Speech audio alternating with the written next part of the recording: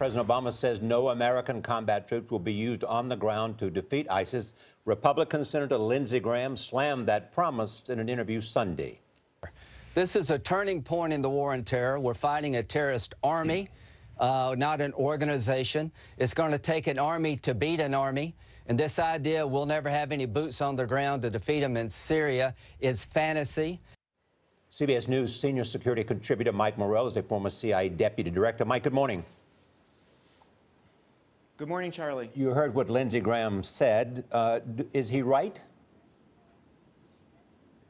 Charlie, there's an old joke about intelligence officers being the skunk at the garden party, and that's what I'm going to be this morning for everyone. I think it's wrong to say that we'll never need ground troops in Syria, and I also think it's wrong to say that we'll absolutely need them. We just don't know yet. Let's see how this strategy works out of using the moderate opposition in Syria as our army, and then change down the road if necessary. So what do you make of the transaction, what took place in Paris, and what that may do to the war effort?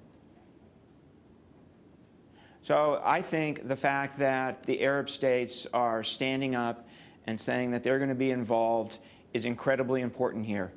It's incredibly important, mostly politically, because if the Arab states are involved with airstrikes and are involved in other ways, then ISIS cannot claim that this is a Christian war against Islam. And that's very important. Same role the Arabs played in Libya, and it had the same effect. Mike, do you think it'll be a significant military contribution by these Arab states, or is this more of a political signal?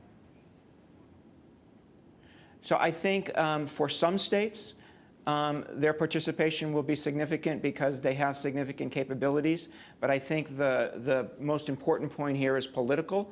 I think in terms of effectiveness, Nora, the most effective help they can give us is through intelligence, helping us penetrate ISIS so that we understand what the group is all about and so we can find the leadership and remove them from the battlefield.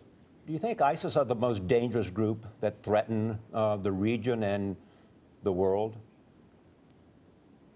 Charlie, that is a great question. Our focus right now as a nation, our focus as a world is on ISIS, but we have to remember that there are 3 other groups out there that I believe pose an even greater threat to the United States. Al-Nusra in Syria, can't forget about them. Al-Qaeda in Pakistan, which still poses a threat. And then probably the group that poses the greatest threat is Al-Qaeda in Yemen. We need to stay focused on all of these groups, even as we go after ISIS. All right, Mike Morell, thank you so much.